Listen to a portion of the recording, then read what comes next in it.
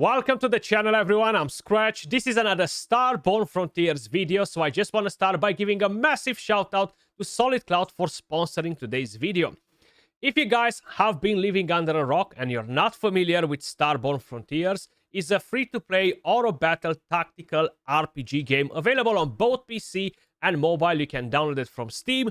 You can play it on mobile, or if you want to help and support the channel, you can download it by using my link in the description down below or in the pinned comment, and come and join me in Starborne Frontiers, guys.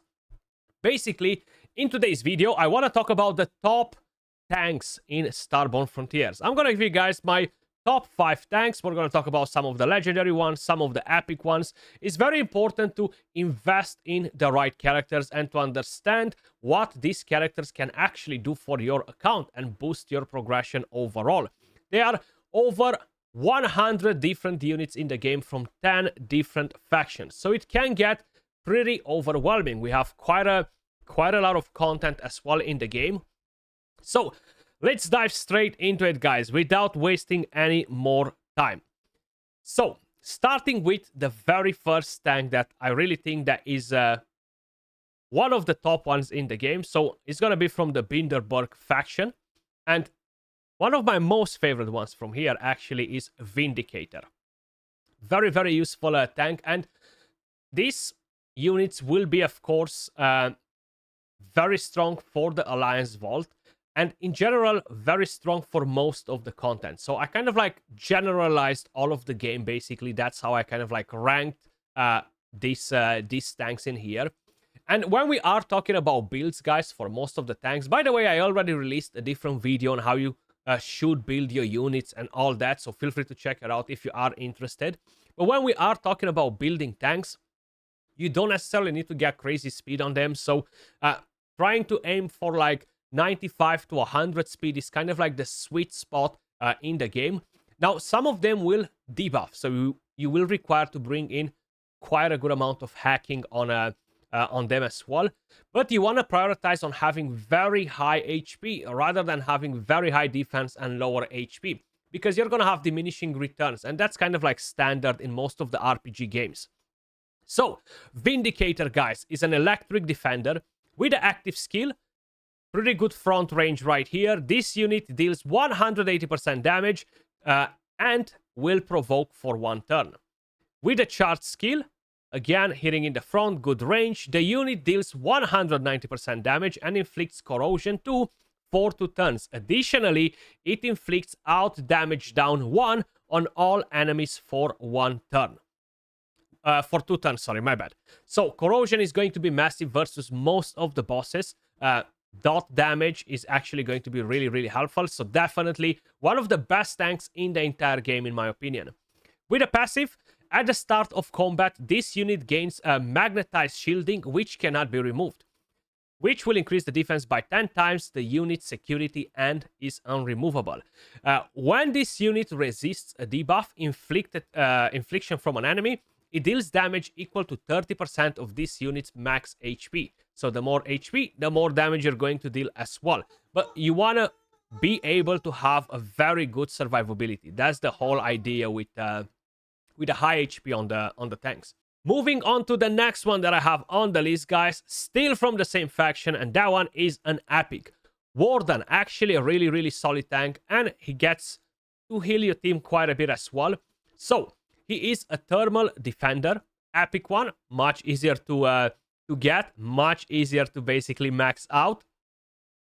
With the first skill, this unit deals 165% damage, frontal damage, and applies a provoke for 1 turn. With a charged skill, the unit deals 200% damage and inflicts corrosion 2 for 3 turns. Once again, you want to tick as many boxes as possible when you're building your units, because it will make your life easier. It will make building teams easier, defeating harder content easier. That's why getting the best tanks is absolutely essential. With a passive, when directly damaged, this unit inflicts corrosion 1 for 2 turns on the enemy and repairs itself by 3% of its max HP. Additionally, when this unit inflicts a debuff, it inflicts out damage down for 1 turn, which decreases the outgoing damage. So, once again, a very, very solid tank. As I mentioned, an epic. Moving on to the next one that I have on the list, guys. This one will actually be from the Galakyak, and it will be a legendary.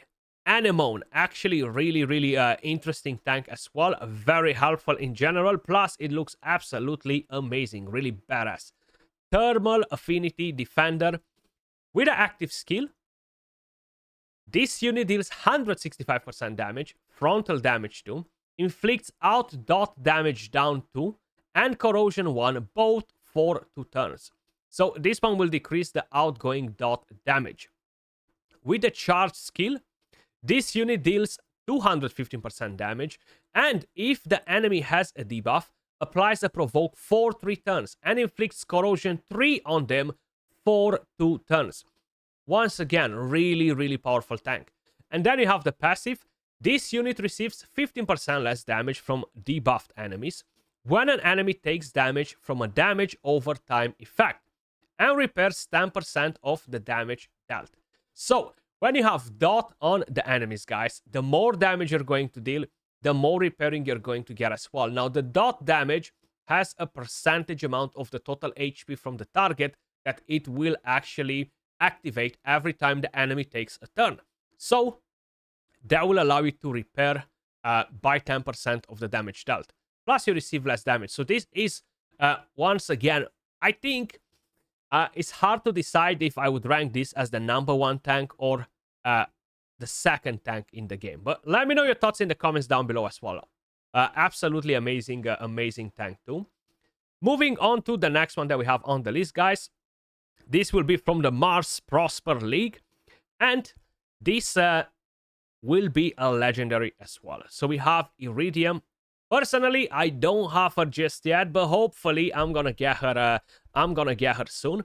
So Iridium, guys, is slightly different than the other ones. We're not really going to look at all of them that bring in corrosion and name them the best, right?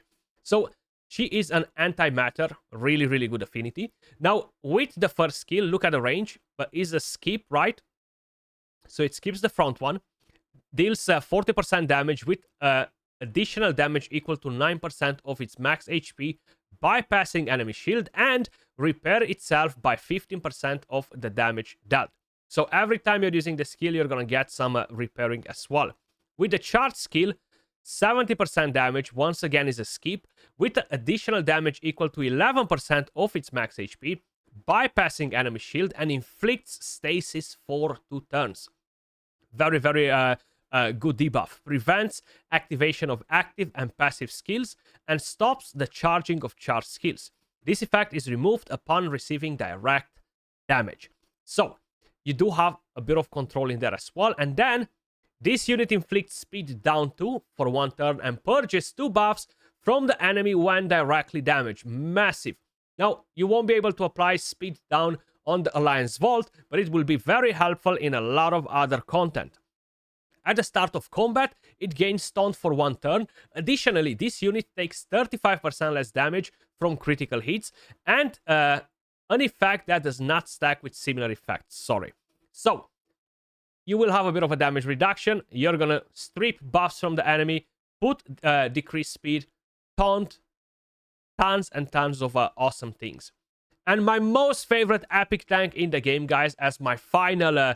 as the final one that I have on the list right here, from the Ever Living, probably you guys know it already, Yazid.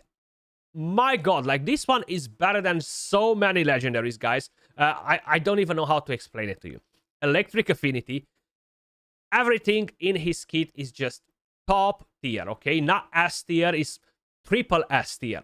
So with the active skill, this unit repairs itself for 8.5% of its max HP and deals 190% damage. So this is even better, because the higher the HP, the more the healing. You don't have to worry about what sort of damage he's going to deal or anything like that. With the charge skill, the range is in front. Ever Living Regeneration 2 for 2 turns and deals 250% damage. So the unit gains the buff, sorry. Increases incoming repair by 20% and security by 15%, which means that every other unit, every time he's using the active skill, the repair will be increased by 20%. The passive skill is the craziest thing ever. At the start of combat, this unit gains ever living regeneration 2 for 9 turns and cheat that, okay? Increases the incoming repair and security. Cheat that survives the next fatal blow with 1 HP and removes all buffs and debuffs. Then, once per battle, when cheat that activates, this unit repairs itself for 60% of its max HP and gains block damage for 1 turn. Honestly, the craziest tank in the game. It has the best survivability in the game because of this passive skill, which is just absolutely nuts. I'm using this tank in pretty much most of the fights. So very, very helpful. If you have any of these tanks, guys, no questions asked, jump and invest in one without any second thoughts. And he should be one of your main priorities, okay? Hands down, really, really powerful and is an epic, okay? Being you're gonna be able to max it much faster. The more dupes you summon, the stronger it gets, right?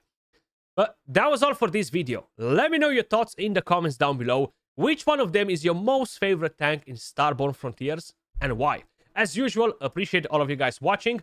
Thanks again to Solid Cloud for sponsoring the video. And don't forget, if you guys want to get involved, if you want to help and support the channel, if you want to try out the game, you can download it by using my link in the description down below or in the pinned comment. And come and join me in Starborne Frontiers. Much love, and I'll catch you all in the next one. Peace.